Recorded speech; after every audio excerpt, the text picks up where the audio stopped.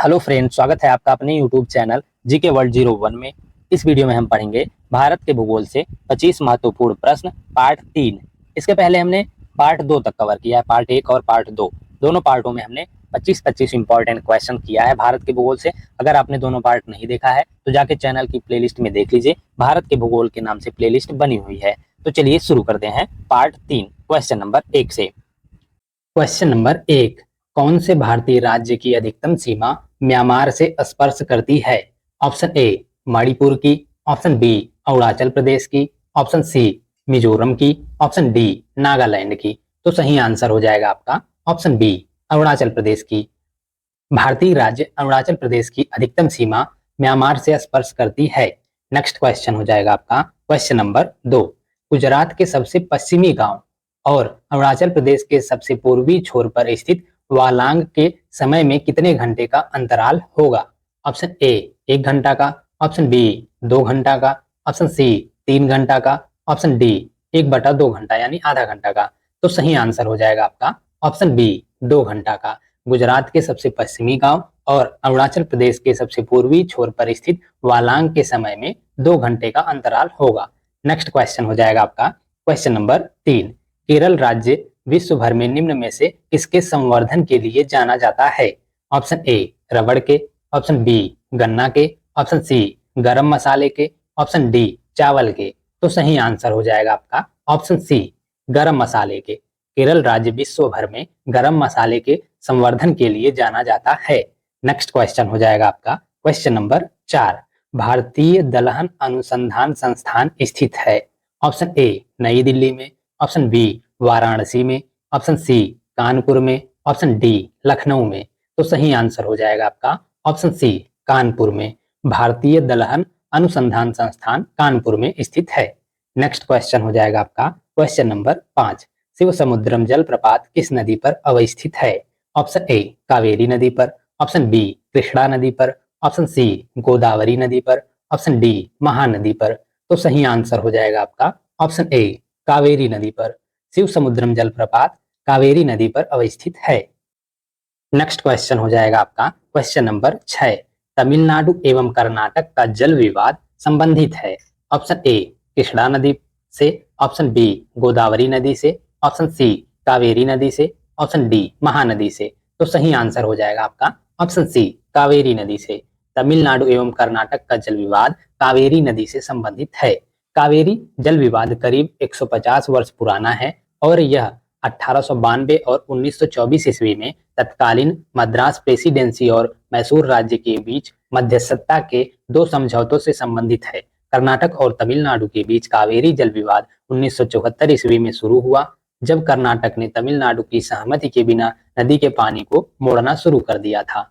Next question हो जाएगा आपका क्वेश्चन नंबर 7, गांधी सागर बांध निम्नलिखित में से किस एक का भाग है?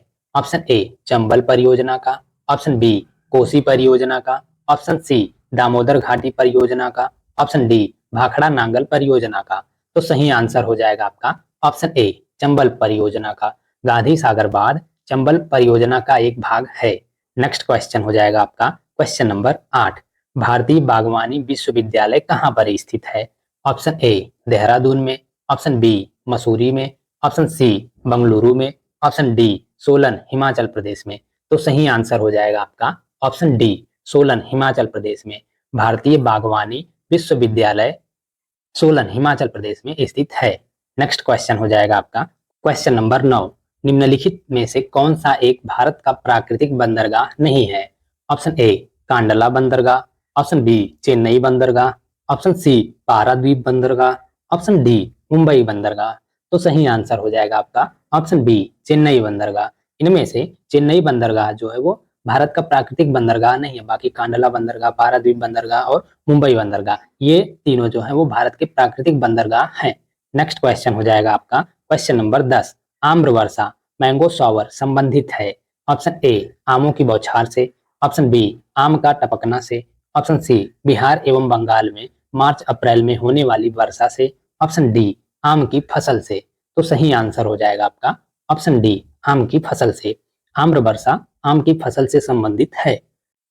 नेक्स्ट क्वेश्चन हो जाएगा आपका क्वेश्चन नंबर 11, भारत के कुछ भागों में यात्रा करते हुए आप देखेंगे कि कहीं कहीं लाल मिट्टी पाई जाती है। मिट्टी के इस रंग का प्रमुख कारण क्या है? ऑप्शन ए मैग्नीशियम का बाहुल्य, ऑप्शन बी संचित humus, option C ferric oxide की विद्यमानता, ऑप्शन डी फास्फेटों का बाहुल्य। तो सही आंसर हो जाएगा आपका ऑप्शन सी फेरिक ऑक्साइड की विद्यमानता। भारत के कुछ भागों में यात्रा करते हुए हम देखेंगे कि कहीं कहीं लाल मिट्टी पाई जाती है और ये मिट्टी का रंग लाल होने का प्रमुख कारण जो है वो फेरिक ऑक्साइड की विद्यमानता है। नेक्स्ट क्वेश्चन हो जाएगा आपका क्वेश्चन नंबर 12। सेतु समुद्रम परियोजना जिन्हें जोड़ती है वे हैं ऑप्शन ए पाक खाड़ी और पाक जल संधि, ऑप्शन बी पाक खाड़ी और बंगाल की खाड़ी, ऑप्शन सी कुमारी अंतरीप और मन्नार की खाड़ी, ऑप्शन डी मन्नार की खाड़ी और पाक खाड़ी। तो सही आंसर हो जाएगा आपका ऑप्शन डी मन्नार की खाड़ी और पाक खाड़ी। सेतु समुद्रम परियोजना मन्नार की खाड़ी और पाक खाड़ी को जोड़ती है। नेक्स्ट क्वेश्चन हो जाएगा आपका क्वेश्चन नंबर 13। अरावली श्रेणियों की अनुमानित आयु है ऑप्शन ए 370 मिलियन वर्ष, ऑप्शन बी 470 मिलियन वर्ष, ऑप्शन सी 570 मिलियन वर्ष, ऑप्शन डी 670 मिलियन वर्ष। तो सही आंसर हो जाएगा आपका ऑप्शन सी 570 मिलियन वर्ष। अरावली श्रेणियों की अनुमानित आयु 570 मिलियन वर्ष है। नेक्स्ट क्वेश्चन हो जाएगा आपका क्वेश्चन नंबर 14। भारत में कृषि को समझा जाता है ऑप्शन ए जीविकोपार्जन का साधन, ऑप्शन बी एक व्यवसाय, ऑप्शन सी एक व्यापार, ऑप्शन डी एक उद्योग। तो सही आंसर हो जाएगा आपका ऑप्शन ए जीविकोपार्जन का साधन। भारत में कृषि को जीविकोपार्जन का साधन समझा जाता है। नेक्स्ट क्वेश्चन हो जाएगा आपका क्वेश्चन नंबर 15।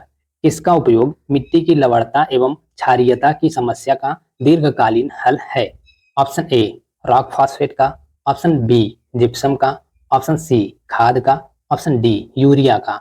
तो सही आंसर हो जाएगा आपका ऑप्शन बी जिप्सम का। जिप्सम का उपयोग मिट्टी की लवणता एवं क्षारीयता की समस्या का दीर्घकालीन हल है। नेक्स्ट क्वेश्चन हो जाएगा आपका क्वेश्चन नंबर 16। फसल चक्र आवश्यक है ऑप्शन ए पादपों में प्रोटीन वृद्धि हेतु, ऑप्शन बी विभिन्न फसलों की प्राप्ति हेतु, ऑप्शन सी मृदा की उर्वरा शक्ति में वृद्धि हेतु, ऑप्शन डी मृदा की नमी को बनाए रखने हेतु। तो सही आंसर हो जाएगा आपका ऑप्शन सी मृदा की उर्वरा शक्ति में वृद्धि हेतु। फसल चक्र मृदा की उर्वरा शक्ति में वृद्धि हेतु आवश्यक है। नेक्स्ट क्वेश्चन हो जाएगा आपका क्वेश्चन नंबर 17। गारो जनजाति है ऑप्शन ए असम की, ऑप्शन बी मणिपुर की, ऑप्शन सी मिजोरम की, ऑप्शन डी मेघालय की। तो सही आंसर हो जाएगा आपका ऑप्शन डी मेघालय की। गारो जनजाति मेघालय की जनजाति है। नेक्स्ट क्वेश्चन हो जाएगा आपका क्वेश्चन नंबर 18। नर्मदा एवं ताप्ती नदियों के मध्य स्थित है ऑप्शन ए विंध्य पर्वत, ऑप्शन बी राजमहल पहाड़ियां, ऑप्शन सी सतपुड़ा श्रेणियां, ऑप्शन डी अरावली पहाड़ियां। तो सही आंसर हो जाएगा आपका ऑप्शन सी सतपुड़ा श्रेणियां।